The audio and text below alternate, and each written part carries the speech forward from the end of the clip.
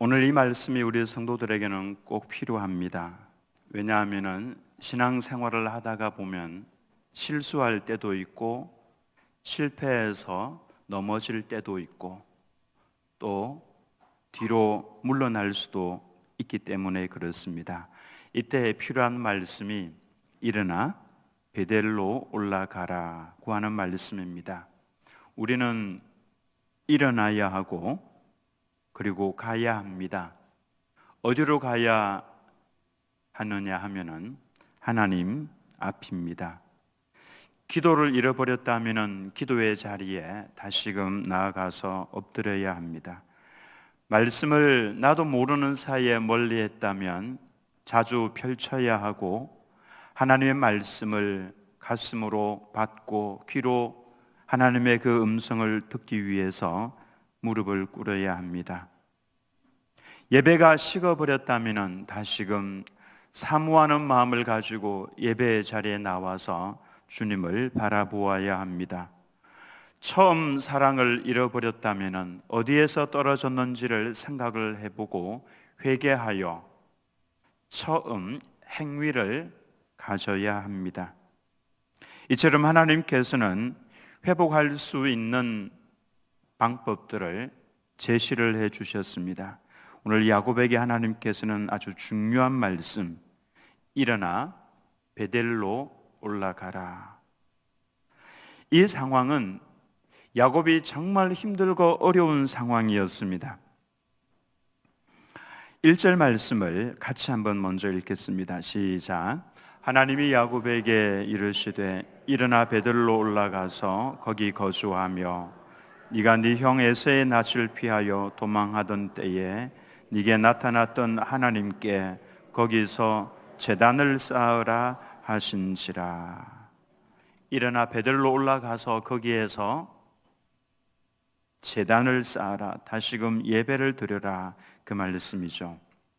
이 말씀을 이해하시려면 34장의 사건과 연결을 해야 합니다. 야곱의 가족이 세겜 성 앞에 텐트를 쳤습니다. 오랜 시간 지나는 동안에 야곱의 딸 디나가 그 성읍에 있는 여인들은 어떻게 생활을 하는가, 그걸 보기 위해서 나갔다가 그만 그 성읍의 추장 세겜에게서 욕을 당했습니다. 이 디나의 친오빠였던 시몬과 레위가 분노해서 일어나죠. 그리고 칼을 들어서 그 성읍에 있는 모든 남자들을 다 죽입니다. 그리고 나머지 형제들도 동조해서 가서 같이 약탈을 하죠. 온 성읍을 쑥대밭으로 만들었습니다. 도무지 해서는 안 될 복수를 자행한 것입니다. 이로 인해서 아버지와 아들들 사이에 갈등이 생겼습니다. 그리고 야곱도 두려워서 이러지도 저러지도 못하는 상황이었습니다. 근데 야곱의 신앙이 어떤 상황이었냐면은 34장 30절 말씀을 보시면 야곱이 시몬과 레위에게 이르되, 주동자 두 명이죠. 너희가 내게 화를 끼쳐 나로 하여금 이 땅의 주민 곧 가나안 족속과 브리스 족속에게 악취를 내게 하였도다. 나는 수가 적은즉 그들이 모여 나를 치고 나를 죽이리니 그러면 나와 내 집이 멸망하리라. 나는 수가 적은즉 그들이 모여 나를 치고 나를 죽이리니 나와 내 집이 멸망할 것이다. 이 표현 어디서 들어본 적 있지 않습니까? 야곱을 맞이하기 위해서 형 에서가 400명의 칼참 병사들을 이끌고 야곱을 죽이기 위해서 달려오고 있을 그때에 마음이 심히 답답하고 두려워서 그가 하나님께 드렸던 기도입니다. 형이 칼을 가지고 나를 쳐서 죽일까 심히 두렵습니다. 만약에 야곱에게 칼참 병사 형 에서보다도 더 많이 있었다면, 1000명이 있었다면 그는 두려워하지 않았을 겁니다. 그의 눈에 보이는 것은 적의 숫자였습니다. 야곱이 지금 야복 강가에서 하나님을 만나고 난 이후에 어떠했었습니까? 얼마나 담대했었습니까? 칼찬 사람 400명이 달려와도 그는 두려워하지 않았고 당당하고 담대하게 맨 앞장서서 나가서 형 에서를 맞이했었습니다. 그리고 그의 입에서 나왔던 말들은 정말로 은혜로운 말들이었죠. 형 에서가 물어봅니다. 이 사람들이 누구냐? 예, 하나님의 은혜로 제게 주신 자식들입니다. 하나님의 은혜를 이야기했습니다. 하나님의 은혜가 그 속에 가득했을 때에 야곱은 두려워하지 않았습니다. 그의 숫자가 적다는 것, 힘이 없다는 것 전혀 문제가 되지 않았습니다마는 이제 야곱은 다시 하나님을 만나기 이전에 그 두려워하던 모습으로 그대로 돌아갔습니다. 수가 적은즉, 혹시 우리들 입에서 적다라는 단어와 없다라는 단어, 이것도 없고 저것도 없고 이것도 적고 저것도 적고 그래서 결국 나는 망하게 될 거야, 나는 정말 힘들게 될 거야 라고 말을 하고 있다면은 우리는 지금 야곱의 상태와 같은 상태다라고 할 수가 있습니다. 성령이 충만했던 성도들도 끊임없이 깨어서 기도하고 있지 않으면 금방 넘어진다라고 하는 것을 보여주고 있습니다. 그래서 성도에게는 성령이 충만한 그 이유가 더 중요하고 기도의 응답을 받은 그 이유가 더 중요합니다. 이제 됐다라고 하는 그 순간부터 넘어지기 시작합니다. 야곱은 이제 더 이상의 문제가 없었습니다. 형과의 문제가, 그 제일 컸던 문제가 해결이 되고 나니까 하나님의 은혜 속에 푹 잠겨 있으니까 이제 됐다라고 하는 그 의식이 그만 이제 기도하는 것도 멈추게 하고 나도 모르는 사이에 점점 무디어서 가다가 원래대로 돌아가 버렸다라고 하는 것입니다. 그 당당했던 야곱의 모습은 온데간데 없고 마치 두려워서 벌벌 떨고 있는 그 이전의 모습, 이때 하나님께서 찾아오셨습니다. 그리고는 말씀을 하셨죠. 일어나라. 일어나서 베델로 올라가라. 제가 하나님이었다면, 제가 하나님이 아닌 게 다행이죠. 내가 너에게 얼마나 큰 은혜를 베풀어 주었는데 그렇게 살고 있느냐? 너희 아들들이 무슨 짓을 했는지 아느냐? 라고 아마도 책망을 먼저 할 것 같은데 하나님께서는 다른 말씀 하나도 하지 아니하시고 그냥 일어나라. 그리고 베델로 올라가서 그곳에서 내게 제사를 지내라. 그렇게 말씀을 하셨습니다. 제일 필요한 것이 바로 이겁니다. 지금 야곱의 마음이 어떤 상황인지를, 어떤 상태인지를 하나님은 다 알고 계시죠. 내가 잘못했구나. 내가 이곳에 거하면서 너무 무디어졌구나. 내가 깨어서 기도하지 못했구나. 내 아들들이 정말 잘못했는데 이와 같은 마음으로 인해서 두려워 떨고 있는 야곱의 마음을 누구보다 잘 알고 계시는 하나님께서 다른 말씀하지 아니하시고 야곱아 일어나라. 베델로 올라가자. 그곳에서 제사를 지내라. 야곱에게 있어서 베델은 정말 특별한 장소였습니다. 잊을 수 없는 장소죠. 형에게 쫓길 때에 형을 속이고 아버지를 속이고 거짓말을 하고 장자의 권한을 탈취를 해서 형이 죽이려고 하니까 도망을 가고 있던 그때에 들판에서 돌베개 삼아서 잠을 자고 있을 그때에 하나님께서 그를 찾아오셨습니다. 꿈속에서 사닥다리 하나가 땅에서부터 하늘에까지 닿아 있는데 천사가 오르락 내리락 하고 그 끝을 보니까 거기에 하나님이 서 계시는 것이 보였습니다. 하나님께서 야곱을 막 책망하실 줄 알았는데 너 왜 그랬느냐? 왜 아버지의 거짓말하고 속이고 왜 그랬느냐라고 말씀을 하실 줄 알았는데 하나님께서는 다른 말씀하시지 않았습니다. 야곱아, 내가 너와 함께 있어서 네가 어디로 가든지 너를 지키며 내가 여기로 너를 돌아오게 하리라. 내가 너를 떠나지 아니하리라. 야곱은 잠에서 일어나서 이곳은 하나님의 집으로 향하는 문이다. 그래서 이름을 베델로 짓습니다. 베이트엘, 하나님의 집. 하나님의 집으로 통하는 문이 여기에 있었구나. 내가 알지 못하였도다.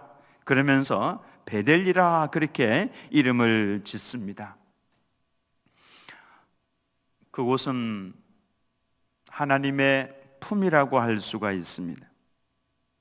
자녀들이 잘못을 보면서 세상 모든 사람들이 손가락질하고 정죄하고 분노하고 있을 때에 아무 말 하지 않고 품어주시는 분은 부모님입니다. 집에 돌아오면은 부모님은 다른 말씀하지 않고 그냥 꼭 품어주시죠. 그곳이 바로 베델이었다라고 하는 것입니다. 야곱이 자신이 잘못을 범하고 도망을 가고 있는 그때에 하나님께서 나타나셔서 내가 다 안다. 그러면서 그를 꼭 품어주시면서 약속해 주신 것입니다. 네가 어디로 가든지 내가 너와 함께 할 것이고 내가 너를 도와줄 것이고 여기로 내가 너로 하여금 돌아오도록 해주겠다. 그래서 베델은 야곱에게 있어서 아버지의 품이었습니다. 사랑의 품이었습니다. 부모가 이유를 묻지 않고 그냥 자녀를 꼭 가슴에 품어주는 것과 같은 곳이 바로 그 베델이었습니다. 그곳에 가서 하나님께서 제사를 지내라. 그곳에서 하나님을 노래하고 하나님께 기도하고 하나님께 영광을 돌리라고 말씀을 하신 겁니다. 그래서 일어나라, 다시 베델로 올라가라, 그렇게 말씀을 하신 겁니다. 오늘 우리가 불렀던 찬송, 나 같은 죄인 살리신, 이 찬송가의 작사자는 존 뉴턴입니다. 그는 어릴 때에 신앙생활을 잘했습니다. 어머니가 특별히 신앙이 좋았습니다. 어머니의 손을 잡고 예배의 자리에 가서 말씀을 듣고 하나님을 예배했습니다. 그리고 어머니가 성경 말씀을 많이 들려주었고, 그리고 이 아이에게, 뉴턴에게 성경 말씀을 암송을 하도록 해주었습니다. 그랬던 어머니가 뉴턴이 7살 때 그만 하나님 나라로 가셨습니다.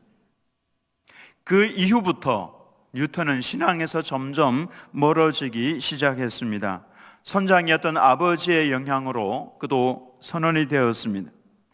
아프리카에 가서 흑인들을 잡아서 노예로 파는 무역업에 종사를 했습니다. 고생을 많이 했습니다.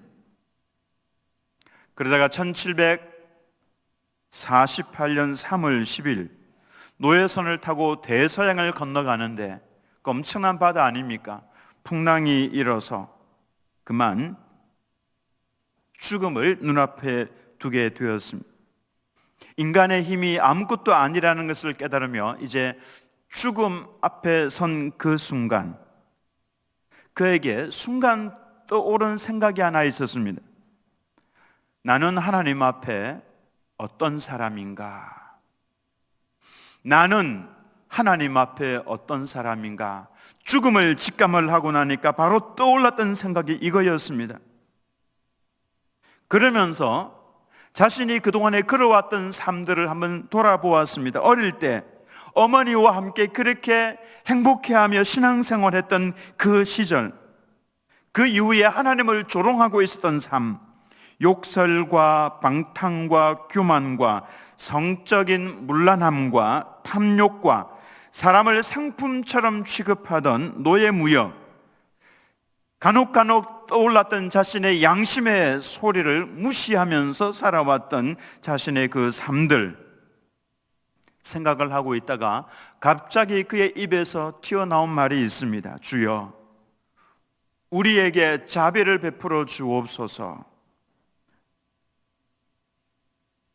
중요한 것은 이 말을 하고 난 다음에 그가 소스라치게 놀랐다라고 하는 것입니다. 왜냐하면 그는 오랫동안 하나님을 거부하면서 살아왔기 때문입니다. 내 죽음이 눈앞에 닥치자 자신도 모르는 사이에 그 기도가 툭 튀어나왔던 것입니다. 하나님께 자비를 구했습니다. 그 순간 뉴턴의 마음속에 한 가지 질문이 생겼습니다. 하나님께서 정말 나 같은 놈에게도 자비를 베풀어 주실까? 신기하게도 폭풍우가 그쳤습니다. 그때부터 뉴턴이 품은 의문이 이것입니다. 하나님께서는 왜 나 같은 사람에게 자비를 베풀어 주셨는가? 내가 나를 보아도 하나님의 심판을 받아서 지금 여기서 죽어야 마땅한데 왜 나를 살려주셨는가? 왜 나에게 자비를 베풀어 주셨는가? 갈등하고 고민하다가 그는 노예 무역업을 내려놓습니다. 그리고 신학을 해서 목사가 됩니다. 목회를 하다가 20여 년이 지나고 난 이후에 그는 자신의 그 회심 사건, 그 폭풍우 사건을 돌아보면서 묵상을 하다가 그 사건을 한 문장으로 압축을 했습니다. 나 같은 죄인을 살리신 하나님의 은혜가 정말로 놀랍습니다. 이 한 문장으로 그 사건을 축약을 했습니다. 바로 이 사건이 뉴턴에게는 하나님께서 찾아오셔서 너 왜 거기에 주저앉아 있느냐? 일어나서 베델로 올라가라고 하시는 하나님의 음성이었던 것입니다. 나 같은 놈에게도 하나님의 은혜를 베풀어 주시는 그 놀라운 은혜를 기억하면서 그는 그 베델로 올라갔던 것입니다. 죄악의 자리에서 노예 무역업에서 일어나 어머니와 함께 하나님을 예배하던 그 자리로 다시 올라가라고 하시는 하나님의 놀라운 은혜였던 것입니다. 올라가려고 하니까 야곱의 마음속에 걸리는 부분이 있었습니다. 2절 말씀을 보면 야곱이 이에 자기 집안 사람과 자기와 함께한 모든 자에게 이르되 너희 중에 있는 이방 신상들을 버리고 자신을 정결하게 하고 너희들의 의복을 바꾸어 입으라. 하나님 앞에 예배하기 위해서 올라가려고 하니까 그의 마음속에 걸리는 부분들이 있어서 3가지 명령을 내렸습니다. 너희 중에는 이방 신상들을 버려라, 정결하게 하라, 의복을 바꾸어 입으라. 우리가 베델로 올라가서 하나님을 배우려고 하면은 이 3가지를 해야 합니다. 첫 번째로 이방 신상을 버려야 합니다. 아마 여러분 집에 가면은 여러분이 섬기는 이방 신상 없을 겁니다. 이런 모습 집에 세워둔 거 있습니까?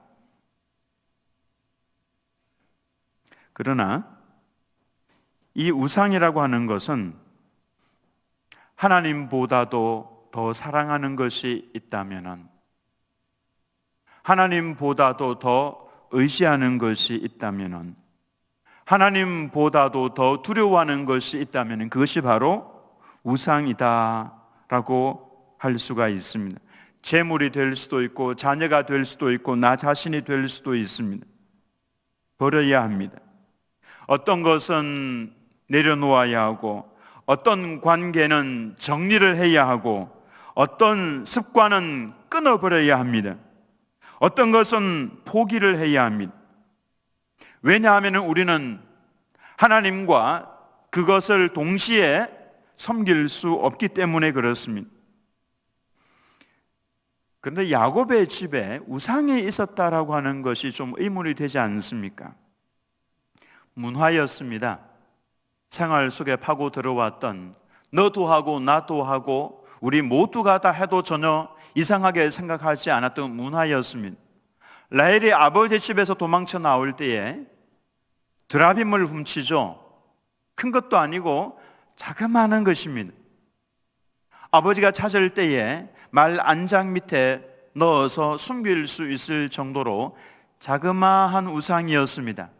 뭐 이 정도쯤이야 라고 하는 것입니다. 아주 자그마한 이것, 하나님께서는 그거 버리라고 하시는 겁니다. 라헬이 왜 그것을 가지고 나왔겠습니까? 이게 있으면은 마음이 안심이 되고 그리고 복을 받을 것이다 라고 하는 착각 때문에 그랬던 것입니다. 그러니 야곱의 집에 우상들이 얼마나 많이 있었겠습니까? 나도 모르는 사이에 점점 나를 잠식해 오고 있는 문화 조심하셔야 합니다. 항상 깨어서 기도하며 하나님의 말씀에 비추어 보지 않으면 나도 모르는 사이에 나도 그들 속에 푹 잠겨 있다라고 하는 것입니다. 여러분, 사탄을 상징해 주는 동물이 뱀 아닙니까? 뱀은요 꾸불꾸불합니다. 몸을 마음대로 구부릴 수 있습니다. 그래서 약간의 틈만 있어도 비집고 들어올 수 있습니다. 아무리 작은 공간이라 할지라도 몸을 웅크리고 들어가서 그 속에 또아리를 틀고 앉아 있을 수 있는 녀석이 바로 뱀입니다. 나도 모르는 사이에 작은 틈 하나 속에 살짝 들어옵니다. 우리가 예수님을 믿는 사람으로서 해서는 안 될 말들이 있습니다. 모든 사람들이 다 편안하게 다 한다고 할지라도 예수 믿는 사람은 해서는 안 되는 말들이 있고 행동들이 있습니다. 그와 같은 것 다 버리셔야 합니다. 오늘 기도하실 때에 하나님께서 얘야 이건 버리면 좋겠다 라고 하는 거 과감하게 버리셔야 합니다. 두 번째로는 자신을 정결하게 해야 합니다. 우상을 버리는 것이 외부에 있는 것이라면 정결하게 하는 것은 내 안에 있는 것을 말합니다. 내 마음, 예배당에 앉아 있다고 해서 자동적으로 하나님과 가까워지는 것 아닙니다. 그래서 하나님을 예배하는 자는 영과 진리로 예배하라 이렇게 말씀을 하셨죠. 하나님은 영이시니 예배하는 자도 영으로 예배하라. 우리의 영이 어디에 있습니까? 여러분 안에 있습니다. 몸이 앉아 있다고 해서 영까지도 같이 하나님을 바라보고 있는 것 아닙니다. 몸은 예배당에 앉아 있지만은 내 속에 있는 사람은 엉뚱한 것 생각을 하고 있고 엉뚱한 데 가 있을 수 있습니다. 마음이 하나님께로 돌아와야 하는 것이죠. 이 안이 깨끗하게 되기 위해서는 회개가 필요합니다. 그래서 우리가 베델로 올라갈 때에 물어야 합니다. 하나님, 제 안에 무엇이 잘못되어 있습니까? 제가 누구를 미워하고 있습니까? 제가 욕심내고 있는 것은 무엇입니까? 하나님보다도 더 사랑하고 하나님보다도 더 의지하고 있는 것이 무엇입니까? 제가 감추고 있는 죄악은 무엇입니까?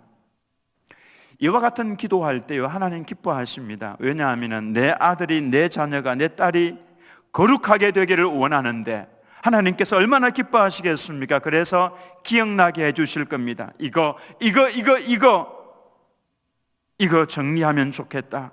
그때 하나님 제가 그걸 씻겠습니다. 그리고 돌아서겠습니다.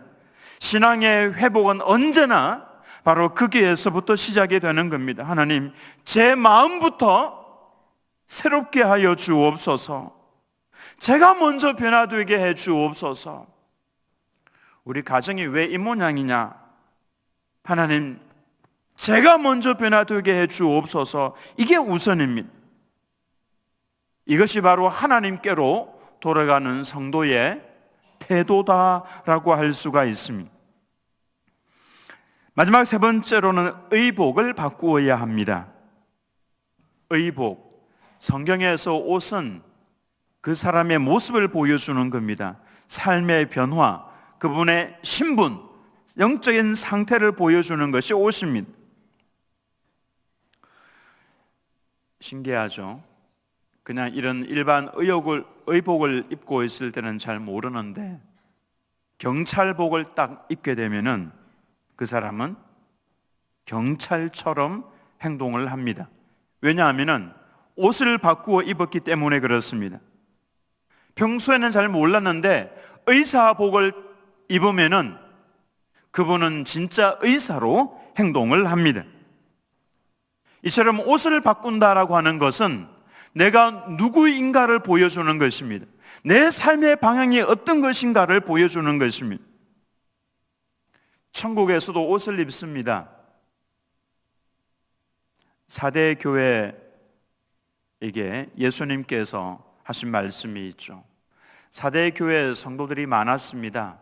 근데 예수님께서 사대 교회를 보면서 참 안타까운 말씀을 하시죠. 너희가 살았다는 이름은 가지고 있지만 실제로는 다 죽었다, 이런 표현을 쓰십니다.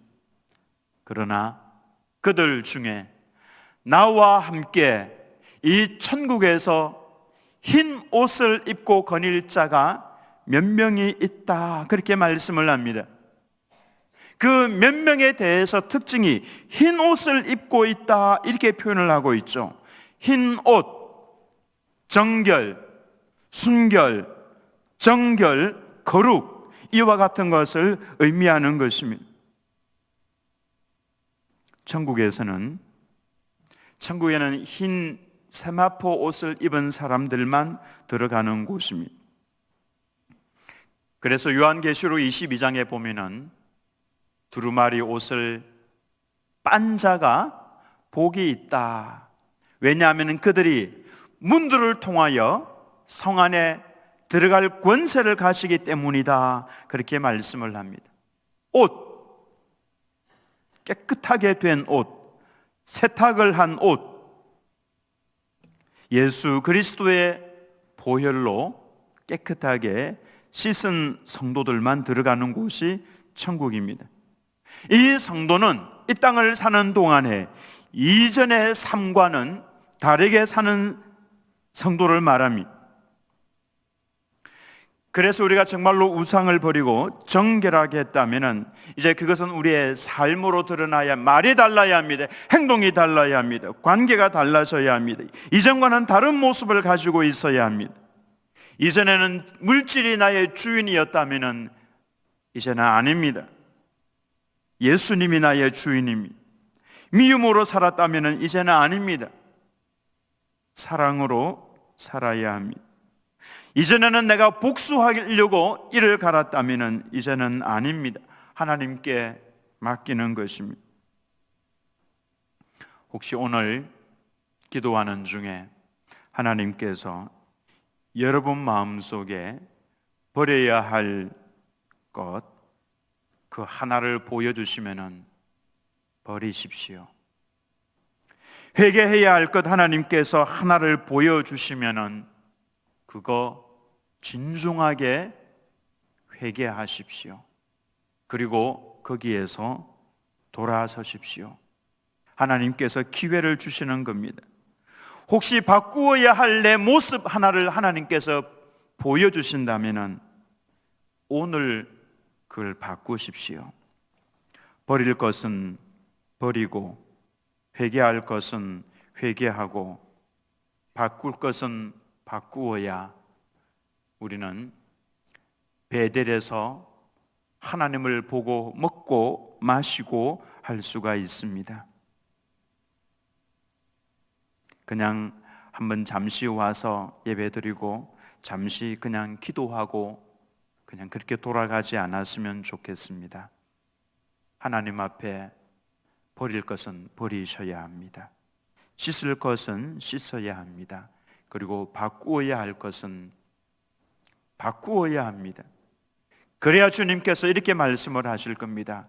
드림교회에 나와 같이 흰 옷을 입고 다닐 자가 많이 있도다, 그렇게 말씀을 하실 겁니다. 하나님의 말씀대로 다 버릴 것은 버리고 정결하게 하고 베델로 올라가서 하나님을 예배하며 기뻐하고 즐거워하며 노래하며 기도하며 영광을 돌리는 우리 드림교회 모든 성도님들 다 되시기를 예수님의 이름으로 축원합니다.